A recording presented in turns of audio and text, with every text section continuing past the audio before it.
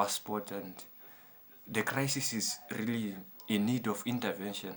The United Nations has to come on board and make sure that the people in the Democratic Republic of Congo get the services and the needs that they require to survive. You see, there are about 49 million Congolese that live within that vast land, and most of them living under difficult circumstances. We are quite fortunate to live peacefully in this part of Africa, where people can be able to decide on things, people can be able to make decisions without being persecuted, without the army suddenly blowing up things in the cities. It's my hope that people in the Democratic Republic of Congo can be able to find a lasting solution, and President Joseph Kabila can arrive at a conclusion of when the elections are going to take place within the Democratic Republic of Congo, because from my understanding he was supposed to step down 2 years ago in 2016. We are now in 2018, 7 months into 2018, and it's still unclear whether he's going to contest the elections or he's not going to do so. But from my understanding, I was reading an article on Cable News Network on MSNBC 2 days ago, and the article was talking about the issues that are going on in the Democratic Republic of Congo and the concerns that political players have there, that the president might choose to run again, even if the constitution does not allow him to do so.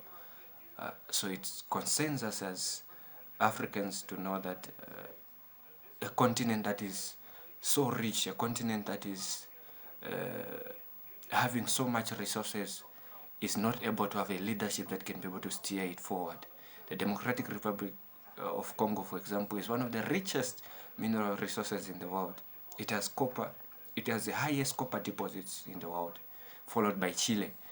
It has gold. It has many resources that can be able to propel the people of the Democratic Republic of Congo to success. However, the leadership that is currently in power is not willing to seize power in order to bring in new blood.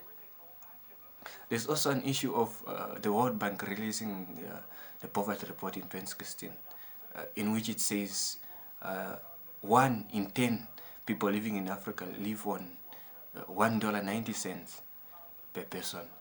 Now you can imagine what that means. In Guinea, for example, in Conakry, we saw recently where young people were taking risks.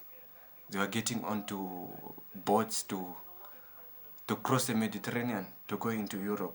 Now the issue of migration has affected African countries so highly, but then the African Union is not, they have not been so stiff in making sure that these issues are addressed.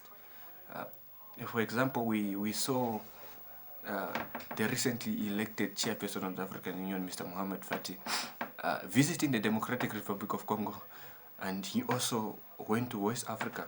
In West Africa, for example, there are so many issues that are going on. There's issues of Boko Haram. There are issues of rampant corruption going on in countries such as Liberia, where we saw George Weah recently being sworn in as the new president. There are issues such as the migration crisis. People are taking risks. Some of them are paying as much as $8,000 to be able to cross the Mediterranean to go into Europe. And it's what they think is that once they cross into Europe, maybe they're going to be able to find a new life. They're going to start up things and leave the poverty and all the difficulties that are having affecting their families here in Africa. But honestly, the issues that are affecting the continent of Africa will not be solved easily. It will not happen instantly. But then the governments of the day have to meet, find common consensus for all the good things that are happening, though. We must be able to appreciate that there are some good steps that are being taken. For example, recently we saw the two nations of Eritrea and Ethiopia coming to the negotiation table so that they can remove all the trade barriers and the restrictions that have been going on between the two countries. And they negotiated a deal that was attended by Yoweri Museveni of Uganda and Omar al-Bashir of Sudan. So the issue of poverty in Africa is one that has affected so many countries. In my country, for example, in Zambia, we saw the poverty report that was released by